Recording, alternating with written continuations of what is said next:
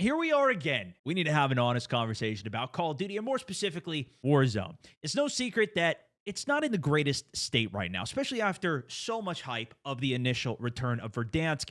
Now we have this leak and information with Avalon, app that we've heard about for a year now. Many people actually think that this is going to be coming within the year, even before Black Ops 7 as a new Warzone map. Me from the future, and I think Battlefield's event was probably better than most of us could have anticipated. Pretty much all of the comments on Call of Duty's post now are COD's dead, etc. And that's definitely a whole nother discussion we can get into for the future as well. Black Ops 7's reveal for COD next, I'm sure, is coming soon. We'll hear more about what's coming there. But of course, Season 5 for Warzone and Call of Duty's coming as well. They're finally going to be opening the stadium, which I do touch on in this video. Nonetheless, I'm still interested of where your updated thoughts are with Call of Duty, and enjoy the video. Nonetheless, even the current state of solos is dividing players. The biggest thing that I see complained about on just like general social media, though, is the Fortniteification of the game. If you've seen the recent Beavis and Butthead event, American Dad being added, Stan Smith snapping necks next to the Terminator. Meanwhile, Verdansk has had a number of pretty significant updates, but the way that it's changed the meta of the game for many is becoming stale, and now about 4 months in, we still haven't seen too many changes, even with like Stadium not being opened yet. So what is the state of the game now? Are they even going to continue supporting this? Is everything just going into Black Ops 7 at this point? What do we have to expect for the future of this game, whether it is Avalon? A lot of people you heard talking about Blackout a month or two back as well. I think a lot of people have forgotten that Call of Duty used to be a war game. Look back at World at War, or even the original Modern Warfare games. They were grounded and, to an extent, realistic. Now, if you look at the state of Warzone, the entire structure of the game has changed. The American Dad Battle Pass, Seth Rogen operator, Beavis and Butthead, Ninja Turtles, even anime shaders on military skins. It's so wild to see how far this game has come and how much it's gone down the route of looking like Fortnite in many ways. Fortnite's had so many integrations with Marvel's, Star Wars, I mean, you name it. Call of Duty more so has been going deeper and deeper down that same hole. Even with the most recent update, they added Rebirth with cel-shaded art.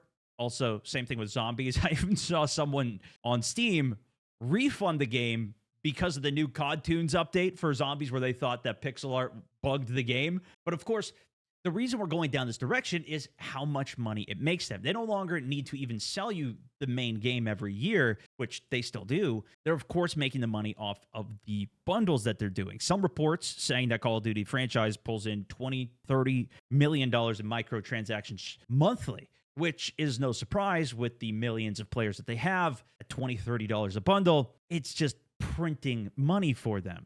And the crazy thing is especially in the past couple weeks, I felt like, man, these prices don't even seem that bad after watching some Tim and Nate and these guys opening packs on Counter-Strike, spending $10,000 per day. And to an extent, you're just getting color variations in a game like that. Whereas this, you get all these crazy animations and effects. It does, like, it's clearly selling for a reason. People love this. But it does change the vibe. And this is where I see a lot of people just online who like the aspect of what they fell in love with for Call of Duty back in the day, the gritty, classic aesthetic, just being totally lost. I mean, the ghillie suit that I use, for example, the one that's on the thumbnails of my YOLO videos, you can't even get that cosmetic anymore. And they haven't released anything since. Nonetheless, even the old packs that they used to have, even at the beginning of Warzone, were like all ghillied up. You'd have snipers with ghillies on them. None of the snipers in the games now, you can't even buy a ghillie type aesthetic. This is one of the things I've been saying even since the beginning. I always wanted a creator code for this game. I wanted to make my own pack with an insane sniper,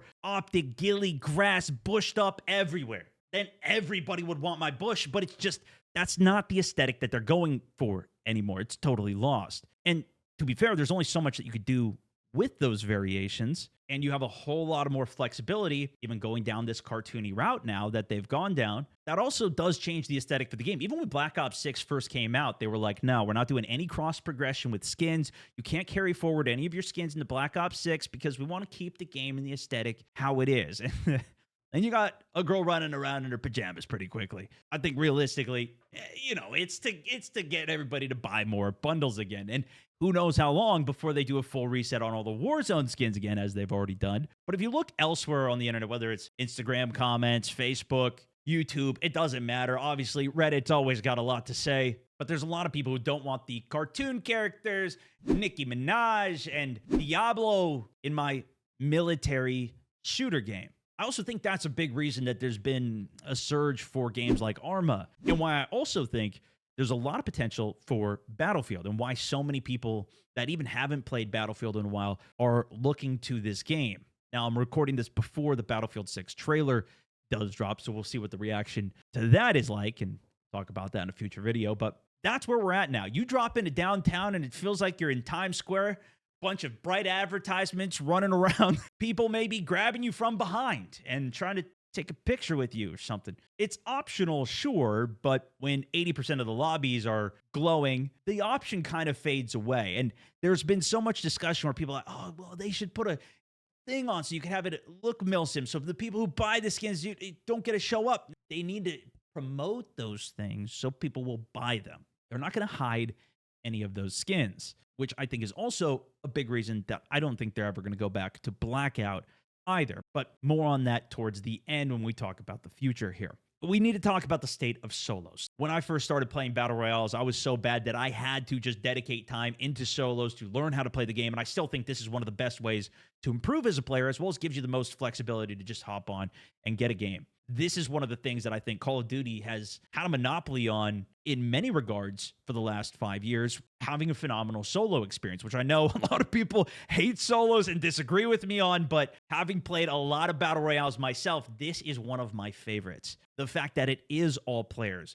Going back to Verdansk, it's all 150 players. If you're looking at PUBG or Fortnite, they'll throw bots in, and that was a big direction shift that Warzone made, where they started throwing bots into their game as well by switching all players over to casuals mode. We all saw the drama around that. They've now swapped that experience back, so there's regular solos and casual solos. And what they had actually said from the blog post from the developers is that solos normal is their least popular mode in the entire game. And them switching it to casual solos tripled the engagement, retention, whatever metrics that they're looking at, the success of the mode. It clearly is something that they are going to keep. They're very happy with it. And I was even saying before that they needed to have casual solos. I thought casual quads was a good addition. Casual solos, I think, is even a better addition, especially for all of those players that don't want to deal with so many real players and no chance of really ever winning, especially because not that many people play.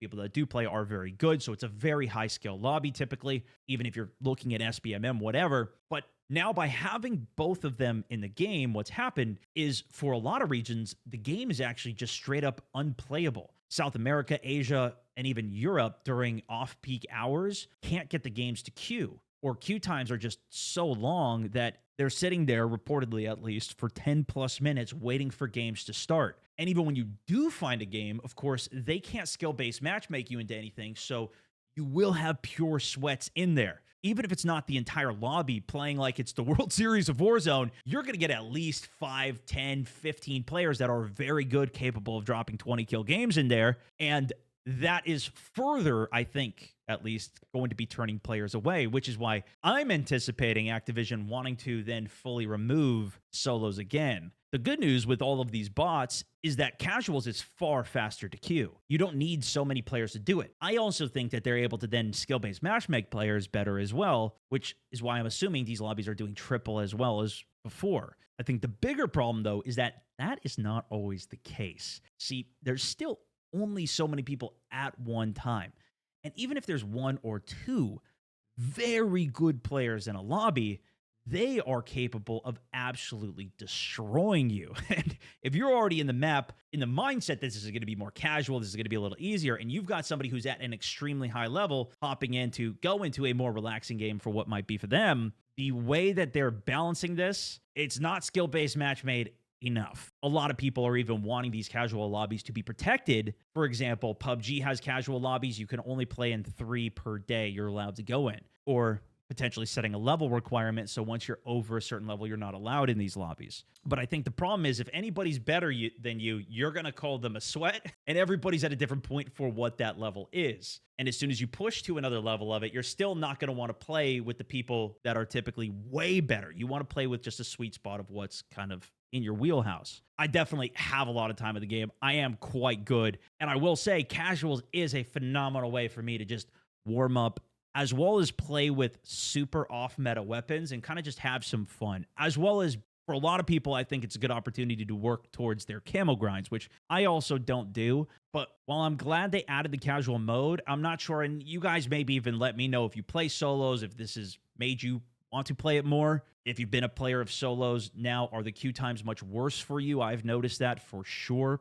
Trying to play a regular solo match, the queue times are much longer than playing the casuals. When I do play regular solos, there's a lot of consistent people that I will constantly run into that are very good players. Now, whether they're just stream sniping me or they're actually just not that many players that are running it, so I run into them often, I'm not entirely sure. And to me, even if they look at it and casuals is still the more popular, favorable mode, if it's already the worst player count mode, if it's 0 people that are playing it and it's triple the numbers, it might still be the least popular mode anyways. I feel like it would be nice for them to at least keep regular solos in the game, even if it is longer queue times and not the mode that everybody wants to play. Ideally, I think they have to find ways to continue to bring players back to the game so there's higher player count that then gives the opportunity to fill all the lobbies. The elephant in the room, though, is we are now a couple months past Verdansk, and the nostalgia's fading. The Verdansk comeback was phenomenal. I know a lot of people didn't like it after that next update that they dropped, but that was one of the reasons I played as much as I possibly could off that first beautiful update that they released. It was actually working. Things weren't broken. The updates they did afterwards, a lot of game-breaking ones. The gameplay felt fresh. The OG nostalgia hit hard, but it's now been 4-5 months since the launch. Stadium is still closed. They've added zip lines and added the essentially Nakatomi Tower new update, which I think actually is a super cool new addition to the map, but they haven't had any of the big events where everybody's all online at the same time for some reveal. They've added a bunch of Easter eggs to the game, 30 of them, even a laptop that you can do to check the progress for all of them with the bunkers that they added to the game. The transit Easter egg, well, it's not exactly the same. You're not going underneath the bridge. They don't have like the rail system. They added the train, but even after completing all of the Easter eggs from this new computer terminal, you get a 10,000 XP reward. It's nothing really super exciting or worth doing for all of that. It's not even a camo. Like back in the day when you did at least Bunker 11, which they did add with the phones and everything, you would at least get a custom blueprint for doing it. Even for the squad, it's one specialist. It's not even for the entire squad. So it's never worth it to actually go do it. I've even seen some people say that the game has gone backwards from where it even was 5 years ago from the original Verdansk. So lame that the stadium is still closed. I was hyped for Verdansk to return, but there's nothing new since launch. And while there has been some new elements, a lot of it are things that they've just been bringing back from the past. And not all of those things are even fully implemented yet. Likely they're going to continue to space those out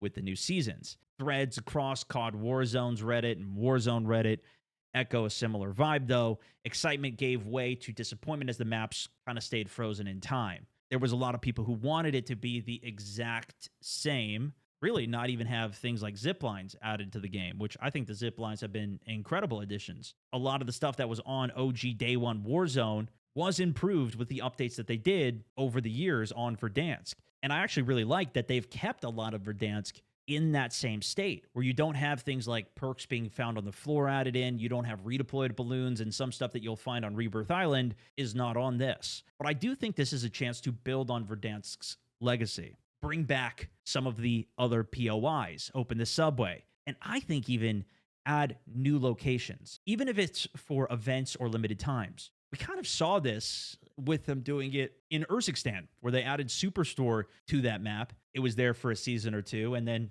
they removed it. Now, technically, they removed it because they reverted the map to an older version of it.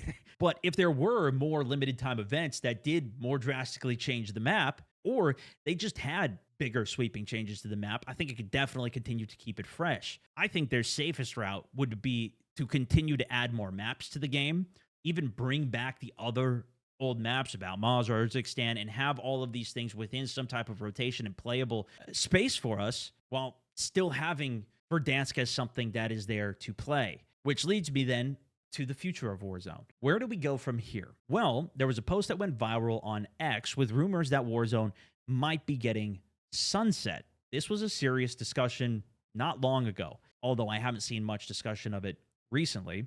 And that new experience will be Blackout 2, a follow-up to Treyarch's original Battle Royale mode, Blackout, in Black Ops 4. But the post had no sources and was based off of footage from the Black Ops 7 trailer. People ran wild with this, though. We saw tons of videos, titles, articles, everything saying Blackout 2, Blackout 2. This is even going to arrive Season 2 of Black Ops 7, and it'll be played on Avalon on the next-gen consoles and PC only. And I think people love to run with this, especially because so many people don't like Warzone, to everything I was discussing earlier, the direction that the camos, everything is gone. People want it to go away, and with a lot of positivity about Blackout, we've done even a couple videos on that recently, there's definitely some interest there.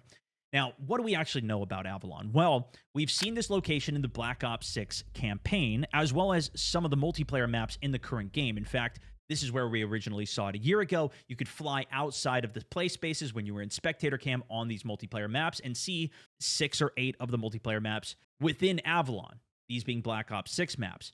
And even some maps that came in the future, like Firing Range, which was added back, was on this map. WMD, which we still haven't seen on this, which is an old school Black Ops map, is on Avalon, amongst many others. Probably many of these will be in Black Ops 7. There was another moment in the trailer where we can see, presumably, this map, and was further clarified later that this is for the co-op campaign for Black Ops 7. But understandably, the reason people were talking about Blackout was because of the wingsuits. This was a staple in Blackout. Instead of having a parachute when you're deploying, you skydive in with a wingsuit. You can even jump off of buildings, deploy your wingsuit. My biggest point, and what I was hinting at the beginning of this, is I don't think realistically Call of Duty in any future short-term picture is going to go away from the system that they have of loadout packages, grinding weapons, and being able to purchase from the store blueprints to unlock those weapons. It's just a too profitable format. Again, this is just my input, my thoughts, but the design that Call of Duty has set up and is successfully profiting on every year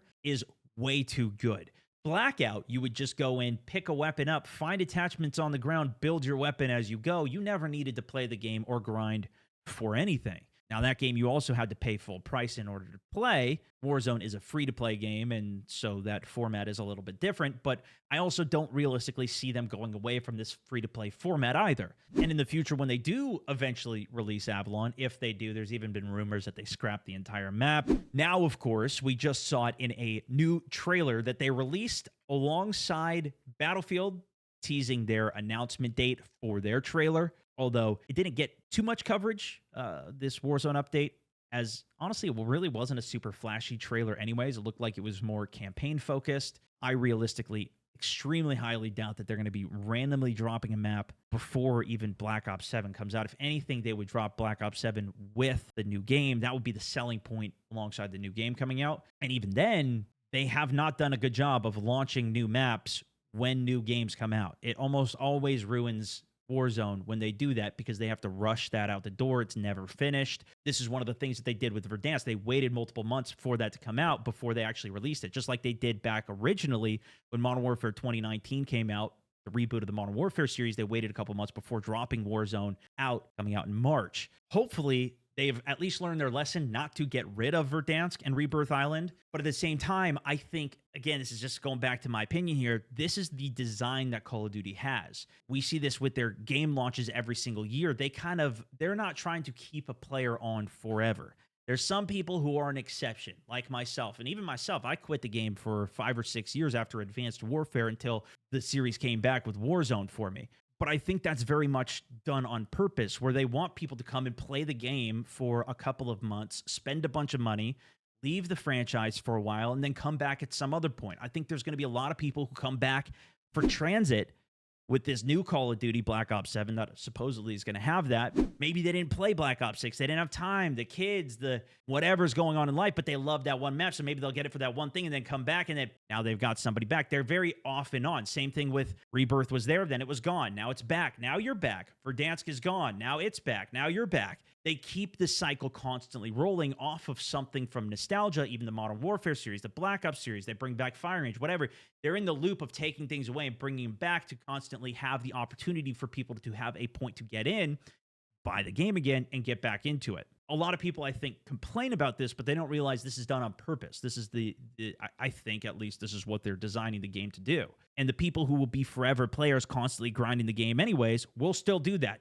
Look at the people that are playing ranked in its current state and how much they complain about it all the time. I don't play ranked. All I hear is from the people that do play it, though, is that it's a giant problem and it's terrible. Full of hackers. The way you have to grind, it's not good. I don't even completely know. And it makes me wonder, when are they going to really make a significant change? Because they've done this a few times before. Like, even when they came back with Black Ops 4 and we're going boots on the ground, blackout. I guess I did go back to Call of Duty before Warzone with that. I did play that for a while. That was a big returning point for me. Then I think even more so with Warzone and this new iteration. I know I've heard a lot of rumors of like DMZ 2.0, which I was very skeptical on at first, but a lot of the rumors, leaks that I've seen seem to be from credible people that have successfully leaked things in the past too. So maybe there's some credibility to it there. Of course, the direction that I've seen a lot of people talking about extraction shooters lately makes me think that wouldn't really be a great survival point for them. Although I certainly would love it. I played a lot of DMZ, had a lot of feedback on that, but realistically, it looks more like this is going to continue to just be a churn and burn. I don't see that major change happening. And I think a lot of people are happy with that churn of content, always having tons of new, like that's the thing that they do good. All of these things that they constantly bring back and have in the cycle and have in the pocket, they've got their playlists, their formats of things to do that will continue to come back that I think keeps, especially a very casual player, very entertained. And I think this is one of the reasons that mega grinders of games don't typically like to even play Call of Duty, although, again, it has its major grinders, but it very much captures a very casual audience with the way that they're doing it. Even the way that they have ranked and the CDL and stuff, seems like it's like a one big thing per year. The rest of the time, it's, especially for the size of the game that it is, maybe I'm wrong, it doesn't seem like it has as big of a competitive scene as something like even Valorant or Apex or some of these other games, Counter-Strike, where that competitive scene and the esports scene seems like it's like a major part of the game. It doesn't seem as big for that. The craziest thing for me, though, whenever I see ranked and the competitive scene, because I just really watch the major, the final of whatever anything is how different that is from the actual game that's played. And I think that's one of the hardest things that gets me into it. Like, I want to snipe if I'm going to go play ranked or something. There's so many things that are banned and just not even part of the game, and it's totally different. It just hasn't seemed as interesting to me having this whole other rule set. Obviously, it goes without saying, the biggest issues in the game is still the cheaters, but to the same regard, I've been playing so many other games lately, and it is the same problem in pretty much every single multiplayer online game right now. And I think unless you are just okay with the pain of, like, you're going to have games where you're going to run into hackers and lose, and then you're willing to continue, like, that's fine with you, and you keep on playing the game, that seems to be the only way to play multiplayer games right now. That's at least the nice thing for me with Warzone, is if I do die to a cheater, I can just instantly queue back in. It's a little bit harder with games that are extraction games, for example. Like, I've been playing a lot of Delta Force lately. If I die on there, I'm losing so much value as well. It's not just the BR, it's also all the gear I went in with. That sucks. And realistically, it feels like every game has so many complaints, whether it's PUBG and how it monetizes, which I also finally figured out. I spent a couple $100-200.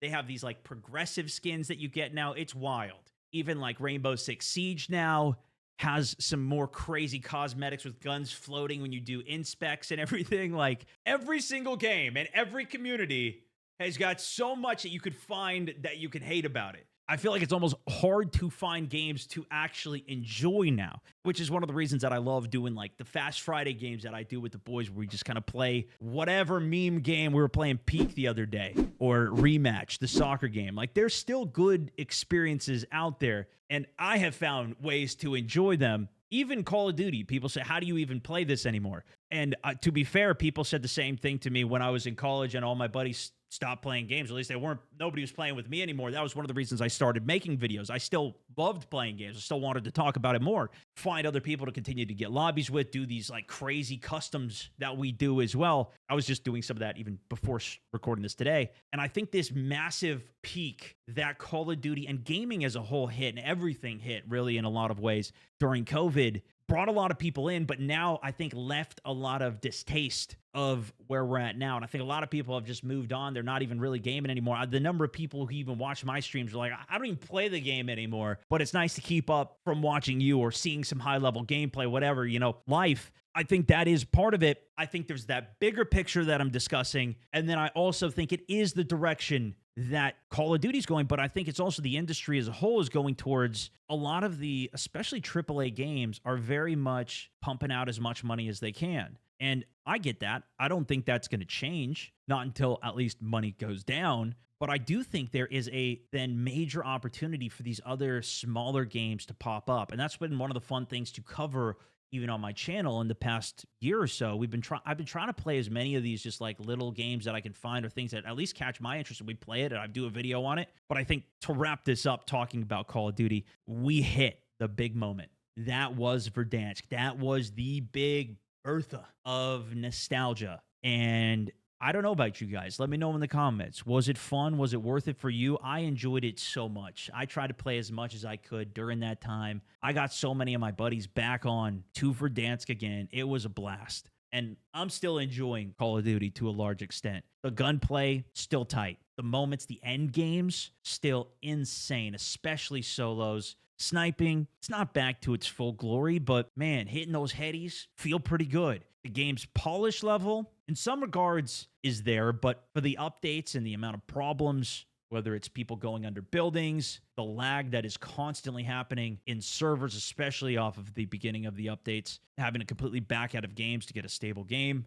And I'm not trying to make this of like, oh, Call of Duty is the worst thing ever right now. I think that's pretty much the meta at this time of Call of Duty, right? They do their biggest pushes during the new game cycle. This is the lull. It's always the same cycle to what I was discussing earlier. But I know even amongst my friends, not as many are on anymore. Likely, I think we'll see the next big update for it at the beginning of the new game launch. Every year, they announce everything, add COD next. We'll see what they do there. We'll see if we even get Warzone updates at the beginning of the launch of the new game, or if it's going to be something they decide to keep as a kind of March update like they did with Verdansk this year. But I feel like this is a good opportunity to have a discussion, hear from you guys, especially y'all that watch my videos or live streams all the time, or even if you don't, you're just stopping by and maybe used to play the game, haven't got into the game. I always appreciate reading real insights. It gives me an idea of what's going on, discussion points for future videos, and things to hopefully try to get seen by the developers. But man, I do think there is truly a big opportunity for Battlefield at the end of this year. I would love to have at least some competition for this game, even if you love Call of Duty, you're not even interested in Battlefield, which I think a lot of people are at least going to have an eye on it, to be real with you. If it can put a fire under their ass to step their game up, boy, wouldn't that be a great thing? But we'll see how it goes. We got an exciting end of the year ahead of us. If you want to keep tuning in, hearing what I got to say about it, keep up to date with it, make sure you subscribe to the channel. That's for this one, though. Thanks so much for watching. StoneMountain64, over and out.